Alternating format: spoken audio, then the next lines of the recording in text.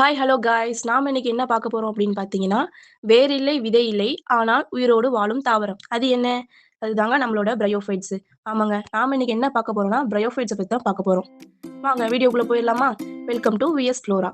நம்மளோட சேனல்ல இன்னைக்கு நம்ம என்ன பார்க்க போறோம்னா பிரையோஃபைட்ஸோட ஜெனரல் கேரக்டர்ஸ் பத்தி தான் பார்க்க போறோம். பிரையோஃபைட்ஸ் அப்படின்னா என்ன அப்படின்னு பார்த்தீங்கன்னா இது வந்து பாசியின தாவரங்கள் அப்படின்னு சொல்லுவோம். ஓகேவா?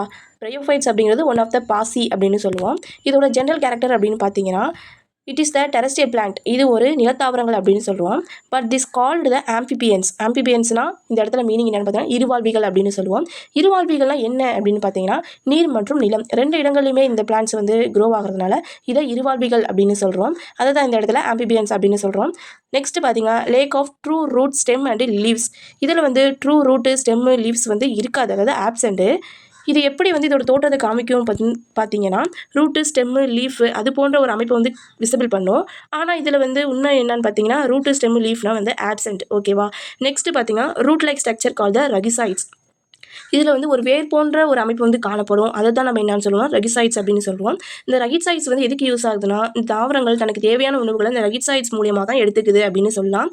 இதில் முக்கியமான பாயிண்ட் என்னன்னு பார்த்தீங்கன்னா இது வந்து நான் வாஸ்குலார் பிளான்ட். இதில் வந்து வாஸ்குலார் பண்டில் வந்து ஆப்சென்ட்டு. வாஸ்குலார் பண்டில் ப்ரெசென்ட்டாக இருந்தால் தானே அதில் வந்து சைலம் ஃப்ளோயம் வந்து இருக்கும், அது மூலியமாக தனக்கு தேவையான உணவுகள் வந்து எடுத்துக்கும் அப்படின்னு சொல்லுவோம். ஆனால் இந்த பிளான்ட்ஸில் வந்து வாஸ்குலார் பண்டில் வந்து ஆப்சென்ட்டு. ஸோ அதுக்கு பதிலாக தான் இந்த ரகிசைட்ஸ் மூலியமாக தனக்கு தேவையான உணவுகள் வந்து எடுத்துக்குதுன்னு சொல்லலாங்க. நெக்ஸ்ட் வந்து பார்ப்போம்.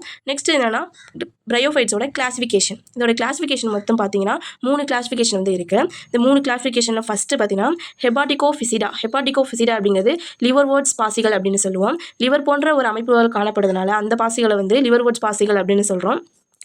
ஆந்தோசெரட்டோஃபிசிடா பாசிகளை வந்து ஹார்ன்வோர்ட்ஸ் அப்படின்னு சொல்லுவாங்க. அதாவது கொம்பு பாசிகள் அப்படின்னு சொல்லுவோம். ஒரு குச்சி மாதிரி அந்த அமைப்பு வந்து காணப்படுறதுனால அதை வந்து கொம்பு பாசிகள் அப்படின்னு சொல்லுவோம்.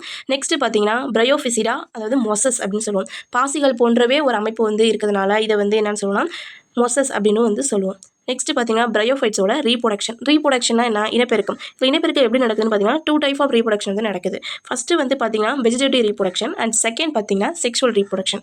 வெஜிடேட்டிவ் ரீப்ரொடக்ஷன் அப்படிங்கிற வந்து 2 டைப்ல வந்து நடக்குது. ஆக்சிடென்ட்லி பிரேக் அண்ட் ஃப்ராக்மெண்டேஷன் அப்படிங்கிற 2 டைப்ல வந்து நடக்குது. ஆக்சிடென்ட்லி பிரேக் அப்படின்னா ஒரு விபத்து மாதிரி, இப்போ வந்து இந்த தாவரங்கள் அதிகமாக க்ரோ ஆகக்கூடிய அந்த இடங்களில் ஒரு காற்று அதிகமாக வீசும்போது அது மூலியமாக வந்து அந்த செடிகளோட தண்டு இலைகள் வந்து உடைந்து அது மூலியமாக கூட ரீப்ரொடக்ஷன் வந்து நடக்கலாம். நெக்ஸ்ட் வந்து ஃப்ராக்மெண்டேஷன், நமக்கு தேவையான அந்த பாட்டு ஸ்டெம்மையோ ரூட்டையோ லீஃபையோ எடுத்து அது மூலியமாக ரீப்ரொடக்ஷன் பண்ணலாம். ஸோ அதான் ஃப்ராக்மெண்டேஷன் சொல்கிறோம்.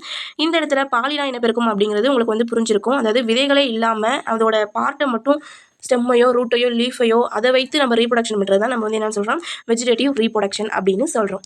நெக்ஸ்ட் பார்த்தீங்கன்னா செக்ஷுவல் ரீப்ரொடக்ஷன் அப்படிங்கிறது பால் இனப்பெருக்கம் அப்படின்னு சொல்லுவோம். இதில் வந்து 2 ஸ்டேஜில் வந்து நடக்குது இதோட ரீப்ரொடக்ஷன். ஃபஸ்ட்டு வந்து என்னென்னா ஹேப்ளாய்டு கேமிட்டோஃபைட்டிக் ரீப்ரொடக்ஷன். செகண்ட் பார்த்தீங்கன்னா டிப்ளாய்டு ஸ்போரோஃபைட்டிக் ரீப்ரொடக்ஷன். இந்த ஹேப்ளாய்டு கேமிட்டோஃபைட்டிக் அப்படிங்கிறது மியாசிஸ் மூலியமாக வந்து நடக்குது. ஒரு குரோமோசோம் மூலியமாக வந்து நடக்குது. அது மூலியமாக கேமிட் வந்து உருவாகுது. எந்த இதெல்லாம் மியாசிஸ் மூலியமாக. நெக்ஸ்ட் பார்த்தீங்கன்னா டிப்ளாய்டு ஸ்போரோஃபைட்டிக். இது வந்து மைட்டாசிஸ் ப்ராசஸ் மூலியமாக நடக்குது. இது வந்து ஃபைனலாக பார்த்தீங்கன்னா 2 குரோமோசோம் இருந்து ஸ்போரை வந்து ப்ரொடியூஸ் பண்ணும். ஸோ இது வந்து டிப்ளாய்டு ஸ்போரோஃபைட்டிக் ரீப்ரொடக்ஷன் அப்படின்னு சொல்கிறோம். நெக்ஸ்ட் பார்த்தீங்கன்னா economic importance of the bryophytes. இதோட எக்கனாமிக் இம்பார்ட்டன் அப்படின்னு பார்த்தீங்கன்னா டெவலப் ஆன கண்ட்ரீஸில் வந்து லைக் தட் எந்தனா ஸ்வீடன், ஃபைன்லாண்டு அந்த கண்ட்ரீஸ்லாம் வந்து ஃபியூலாக, அதாவது எரிபொருளாக வந்து யூஸ் பண்ணிக்கிறாங்க. நெக்ஸ்ட்டு ஹிமாலயன் அந்த ஃபாரஸ்ட்டில் வந்து இன்செக்ட் ரெப்லண்ட்டாக யூஸ் பண்ணிக்கிறாங்க. அதாவது பூச்சி வெரைட்டி இது மாதிரிக்கெலாம் வந்து இந்த பிரையோஃபைட்ஸை வந்து ஒரு லிக்யூட் ஃபார்மேட்டில் வந்து யூஸ் பண்ணிக்கிறாங்க கூட சொல்லலாம்.